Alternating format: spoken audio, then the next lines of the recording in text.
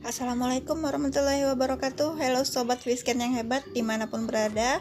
Kali ini kita akan membahas materi yang terbaru dalam pembelajaran fisika. Nah, para sobat mungkin sudah mengetahui sebelumnya beberapa alat ukur.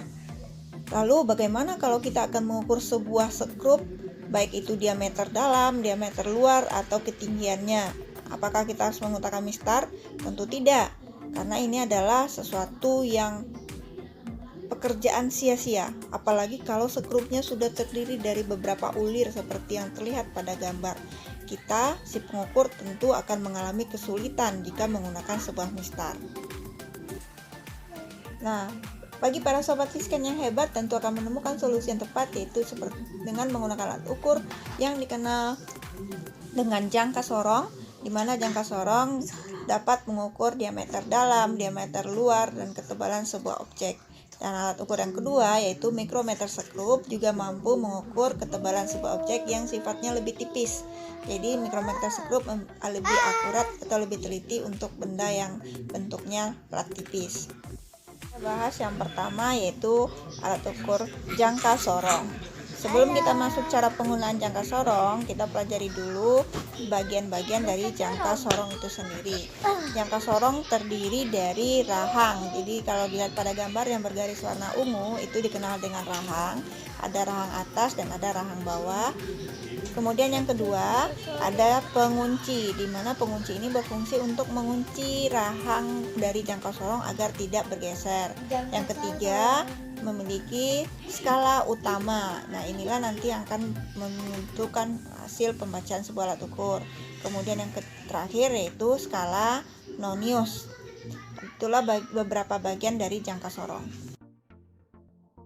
Sebelum menggunakan sebuah jangka sorong, hal pertama yang harus kita perhatikan yaitu menentukan skala terkecil dari sebuah jangka sorong. Untuk menentukan nilai skala terkecil dari sebuah jangka sorong yaitu dengan cara satu skala utama dibagi dengan jumlah garis yang ada pada skala nonius. Jadi kalau melihat jangka sorong yang terlihat pada gambar ini, jumlah garis atau jumlah strip pada skala noniusnya ada sebanyak 20 garis. Sehingga nilai satu garis atau satu strip pada jangka sorong ini adalah satu skala utama dibagi dengan 20 sama dengan 0,05 mm. Jadi satu garis ini akan bernilai 0,05 mm. Nah, dari 0,05 menjadi 0,1 mm, kemudian 0,15 mm dan seterusnya. Kita ambil contoh yang kedua. Nah, jangka sorong kedua ini memiliki jumlah garis strip pada skala noniusnya sebanyak 50 garis. Sehingga satu garis skala pada jangka sorong kedua ini adalah satu skala pada sumbu utama dibagi dengan 50 mm sama dengan 0,02 mm. Jadi setiap satu strip, satu skala pada skala nonius bernilai 0,02 mm. Itulah hal pertama yang harus kita perhitungkan sebelum menggunakan sebuah jangka sorong. Setelah mengetahui nilai satu skala pada jangka sorong, kalau ini dapatnya tadi 0,05 mm, maka sekarang kita lanjut pembacaan skala yang ditunjukkan oleh sebuah jangka sorong. Oke, misalnya seperti ini. Pertama kita membaca skala utama yang ditunjukkan oleh jangka sorong. Adapun acuan pembacaan pada skala utama yaitu dengan cara mencari garis skala utama yang dilalui oleh titik nol dari skala nonius. Jadi dicarilah garis yang dilalui atau tepat pada titik nol nonius, bukan yang di ujung sini. Jadi kalau acuannya di sini maka ini salah. Tapi acuannya adalah titik nol nonius. Nah, di sini terlihat bahwa garis yang dilaluinya adalah ini 0,5, 0,6, 0,7, 0,8 cm. Kalau dirubah ke milimeter berarti 8 mm. Nah, seandainya kita perbesar, Jadi yang dilaluinya adalah skala 8 mm, namun masih terlihat kelebihan.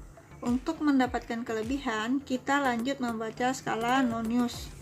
Nah, skala Nonius dibaca dengan cara mencari garis yang sejajar antara garis Nonius dengan utama. Jadi carilah garis yang berhimpit antara Nonius dengan utamanya. Nah, di sini terlihat di skala 4 berhimpit dengan skala utama. Sehingga hasil pengukuran dari jangka sorong berikut yang ada yaitu 8,40 mm. Oke, kita masuk ke contoh yang kedua. Nah, contoh yang kedua, oke, misalnya di sini ya. Nah, langkah pertama adalah membaca skala utama yang acuannya adalah titik 0 pada skala Nonius. Jadi sumbu utamanya ditunjukkan di sini. Maka skala ini menunjukkan angka, kalau ini 0, di sini 5, 6, 7, 8. Berarti ini adalah 0,8 cm atau dijadikan ke milimeter 8 mm. Nah, kelebihannya baru kita mencari skala Nonius. Berarti 8, skala Noniusnya yang berhimpit adalah di garis ini yang sudah dikasih tanda merah. Nah, cari tahu dulu garis merah ini skala Noniusnya menunjukkan angka berapa. Kalau tadi ada di sini ada 50 skala, Noniusnya ada 50 garis, berarti satu garisnya bernilai 0,02. Jadi 0,02, 0,04, 0,06, 0,08, sehingga total hasil pengukuran tersebut adalah 8,08 ya, 8,08 mm. Kita masuk kepada alat ukur yang kedua, yaitu mikrometer sekrup. Nah, berikut adalah beberapa bagian dari mikrometer sekrup yang terdiri dari poros. Ada poros yang bersifat tetap dan geser, kemudian skala utama, skala Nonius, dan pemutar. Sebelum menggunakan mikrometer sekrup, langkah yang pertama kita menentukan nilai satu garis skala pada mikrometer sekrup itu sendiri. Nah, skala yang terlihat pada mikrometer sekrup, bagian yang horizontal ini dinamakan skala utama, sedangkan skala yang berada posisi secara vertikal ini dikenal dengan skala Nonius. Sekarang kita cari nilai satu skala setiap garis untuk yang utama. Kalau di sini 0, sementara ini 5, maka satu garisnya berarti bernilai 1. Jadi 0, 1, 2, 3, 4, 5. Satuannya adalah milimeter. Kemudian garis yang di bawah, yang berada di bawah, nah nilainya adalah kalau ini 0 sampai di sini 1, berarti setengahnya, maka di sini bernilai 0,5. Jadi ini skalanya adalah 0, 0,5, 1, 1,5, 2, 2,5, dan seterusnya. Kemudian untuk skala Noniusnya, kalau kita melihat dari posisi 25 ke 30, di sini ada 5 garis. Maka satu garis skala ini bernilai 1. Jadi kalau ini 25, maka di sini bernilai 26, 27, 28, 29, 30. Satuannya milimeter. Skala utama juga milimeter, Nonius juga dalam milimeter. Nah, langkah kedua baru pembacaan yang ditunjukkan oleh mikrometer itu sendiri. Untuk membaca skala yang ditunjukkan oleh mikrometer, kita harus melihat dulu adalah skala utamanya. Ya, skala utama dibaca dengan acuan garis vertikal dari Nonius. Jadi, carilah garis skala utama yang tepat sebelum garis vertikal Nonius. Nah, kalau yang tepat sebelum garis Nonius yaitu menunjukkan angka di sini. Nah, sekarang kita lihat di sini menunjukkan angka berapa.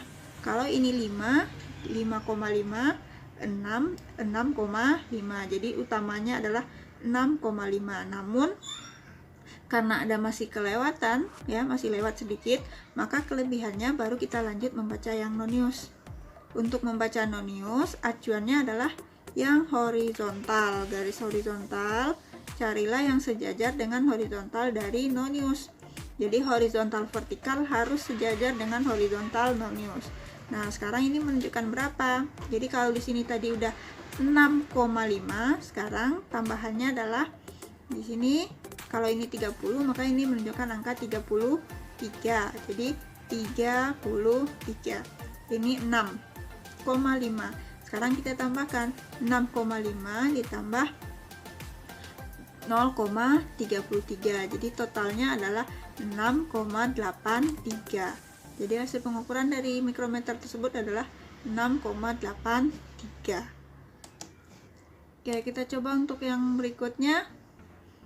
Yang kedua, contoh yang kedua. Nih.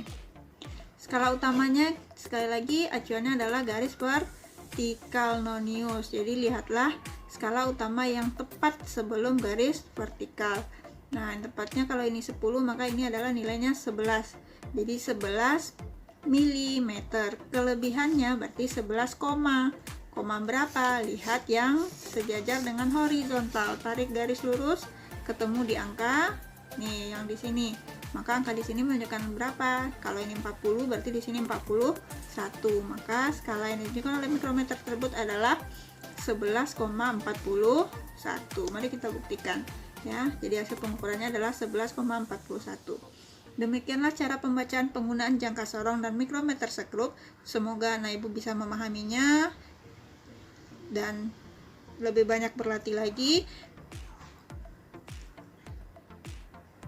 Jangan lupa langkah-langkah yang harus dipertimbangkan atau yang perlu diperhatikan pada saat akan menggunakan sebuah alat ukur.